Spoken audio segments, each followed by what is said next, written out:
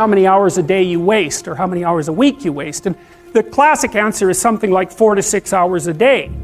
And so if your life isn't everything it could be, you could ask yourself, well, what would happen if you just stopped wasting the opportunities that are in front of you? You'd be who knows how much more efficient. 10 times more efficient. 20 times more efficient. That's the Pareto distribution. You have no idea how efficient people get. It's off the charts.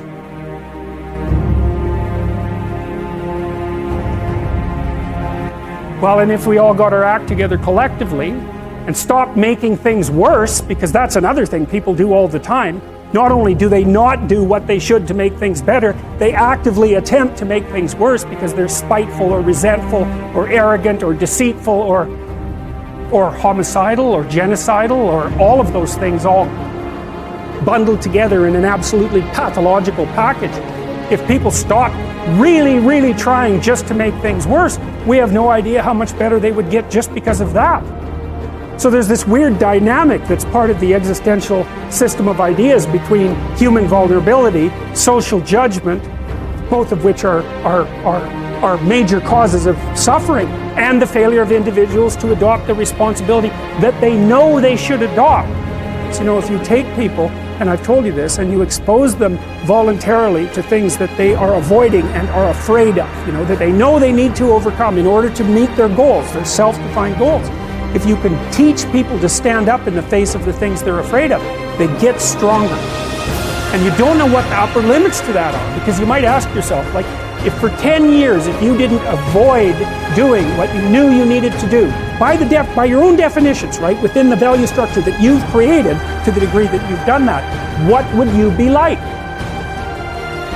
Well, you know, there are remarkable people who come into the world from time to time, and there are people who do find out over decades-long periods what they could be like if they were who they were, if they spoke their being forward.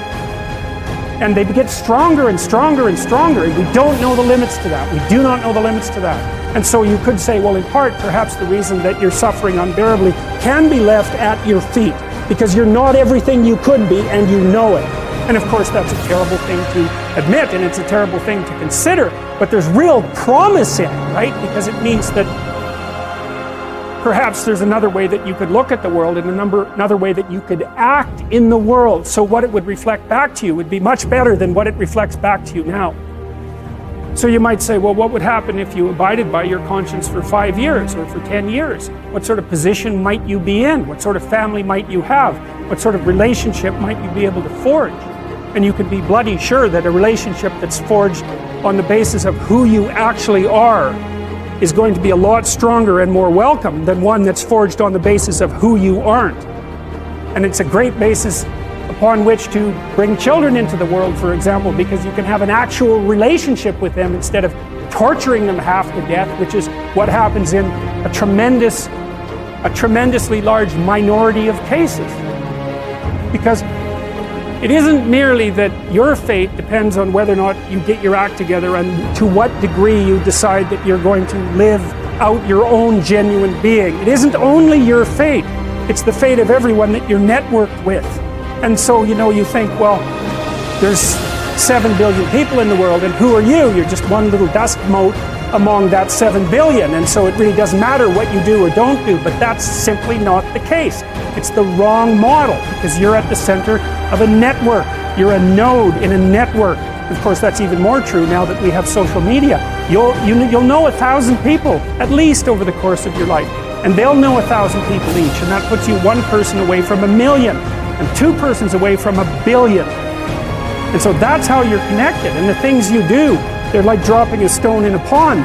The ripples move outward, and they affect things in ways that you can't fully comprehend, and it means that the things that you do and that you don't do are far more important than you think.